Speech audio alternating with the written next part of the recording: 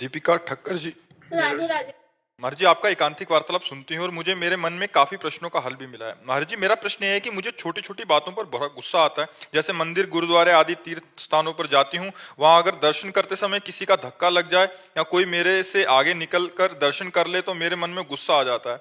मुझे पता है कि ये बात गलत है, भगवान के स्थान पर सब भगवान रूपी संगत होती है, पर मैं अपने मन को उस समय कंट्रोल नहीं कर पाती और गुस्सा कर देती हूँ। नहीं, गुस्सा आना और गुस्सा प्रकट करना, इन दो में थोड़ा अंतराय होना चाहिए। प्रकट तो नहीं करती, मतलब मैं सामने नहीं हाँ, बोल। तो कोई बात नहीं, वो मन है, मन में प्रतिकूलता सहन करने की सामर्थ्य नहीं है।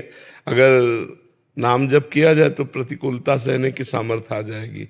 नाम जपत आई सब सोई, देव सुबुद्धि कृपा करि मोहि, पोइ सुगुन माला रचो। अगर हम नाम जप करें तो हमारे अंदर इतना विवेक जागृत हो जाएगा कि छोटी छोटी बातों में क्या, बड़ी से बड़ी अपमान और प्रतिकूलता की परिस्थिति में भी हम विवेक के द्वारा अपने को बचा लेंगे, क्रोध नहीं करेंगे। क्रोध करने से दूसरे की हानि नहीं होती, अपना ही पुण्य क्षय होता है, अपनी ही मन की आनंद शांति नष्ट होती है। तो हमें लगता है क्रोध क्यों करें। अगर कोई हमें धक्का दे देता है, हमसे आगे निकल जाता है, हम धैर्य पूर्वक खड़े रहें, हम थोड़ा सह लें। ये तो बढ़िया बात है जो आपने कहा, सब संगत भगवत स्वरूप है। तो हम ये जब इतना ज्ञान रखते हैं तो हमें सहन करना चाहिए। अगर अंदर क्रोध आ जाए तो भी उसे बाहर व्यक्त नहीं करना चाहिए, वो अपने आप क्षीण हो जाएगा। अंदर आए हुए क्रोध से विशेष हानि नहीं, जब तक वो क्रिया रूप में परिणित ना हो जाए। तो अंदर ही अंदर वो बात खत्म हो गई, ना उसका पाप लगेगा और ना कोई नवीन कर्म बना। लेकिन अंदर आया और हमने क्रिया कर दी, अब वो अपराध बन जाएगा। इसलिए सावधान रहे। अगर क्रोध को विवेक के द्वारा शांत कर पाए तो बहुत अच्छा है, न शांत कर पाए तो क्रिया रूप में ना आने दें, उसे अंदर ही अंदर वो अपने आप थोड़ी देर रहेगा, फिर शांत हो जाएगा। और जिस समय क्रोध आए उस समय नाम जप जरूर करना चाहिए, क्योंकि क्रोध को अग्नि कहा गया है और नाम जप बड़ा शीतल जल की तरह उसे शांत कर देगा। काम क्रोधादि अग्नियां हैं, यदि भगवान नाम लिया जाए, प्रियाजू का नाम लिया जाए, श्री जी के चरणों का चिंतन किया जाए तो निश्चित शांति प्राप्त हो जाएगी। श्री जी के चरण बड़े शीतल हैं। श्री लालजू महाराज भी अपने हृदय के प्रेम अग्नि को शांत करने के लिए लाडली जी के चरण हृदय में विराजमान करते। वृंदावनेश्वरी तवैव पदारविंदम प्रेमामृतैक मकरंद रसौघ पूर्णम, हृदयर्पितम मधुपते स्मरतापमुग्रम, निर्वापयत परम शीतल आश्रयामी। श्री वृंदावनेश्वरी जी के चरणारविंद क्या है? परम शीतल है। तो हम लाडली जी के गोरे चरणारविंद का चिंतन करें, राधा राधा राधा ऐसा नाम लेने लगे, क्रोध अपने आप शांत हो जाएगा। और सब में भगवान को देखने की चेष्टा करें, सब में प्रभु विराजमान है, तो हमें बहुत सुख मिलने लगेगा, हम अध्यात्म में बलवान हो जाएंगे। महाराज जी ऐसी भी स्थिति होती है कि गुस्सा ही ना आए? हाँ, इतना हृदय शीतल होता है, बस वो अगर मार भी दे तो असर नहीं पड़ेगा।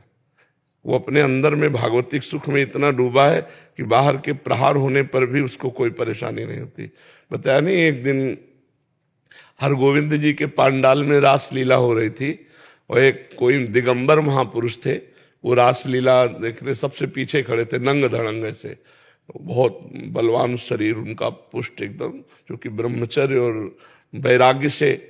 तो वो रासलीला देख रहे थे, में कोई एक पैंट शर्ट बूट पहने हुए आदमी आया, पता नहीं उसका दिमाग में क्या प्रारब्ध प्रेरित था या क्या, वो आया पीछे से एक लात मारा, तो एकदम वैसे झुके, फिर खड़े हो गए, पीछे मुड़ के नहीं देखा, 3-4 लात वो जूता पहने सहित मारे। वो बस ऐसे नेत्रों से प्रिया प्रीतम को प्रणाम को मुड़ के चल दिए।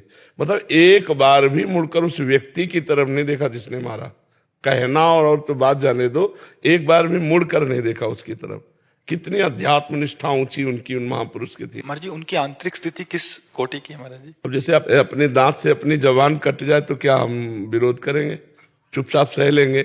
अपने हाथ से अपने में लग जाए तो हम क्या विरोध करेंगे? ऐसे वो सबको आत्मस्वरूप देखते हैं महापुरुष।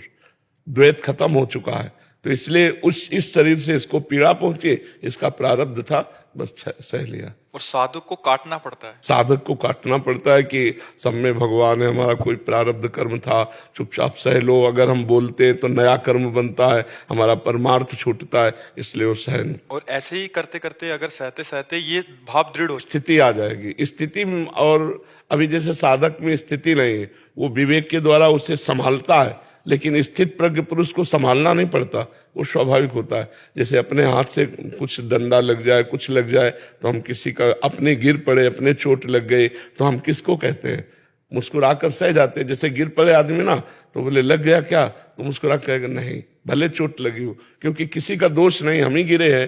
तो आत्मस्वरूप महापुरुष इतना विस्तार कर लेते हैं कि पूरी सृष्टि को अपने में और पूरी सृष्टि में अपने आप को, पूरी सृष्टि अपने में और अपने आप को पूरी सृष्टि में, तो भेद नहीं रह जाता। अभेद स्थिति के कारण उनको काम क्रोधादि किंचन मात्र भी कोई दोष हृदय में नहीं प्रकट होता। नहीं स्वात्मारामम विषय मृग तृष्णाम भ्रमयति, आत्माराम पुरुष कभी विषय मृग तृष्णा में भ्रमित नहीं होता, क्योंकि द्वैत का नाश हो जाता है। तो ये काम का विषय, क्रोध का विषय, लोभ का विषय, इसमें भ्रमित नहीं होते, जिनको शुद्ध बोध हो जाता है, जो स्थिति प्रज्ञ महापुरुष है। कोई यशमान की कोई वो नहीं रहती। हाँ, एक आदमी चंदन लगावे, एक आदमी जूता चलावे, उनकी दोनों के प्रति समान दृष्टि होगी, तभी तो महात्मा है।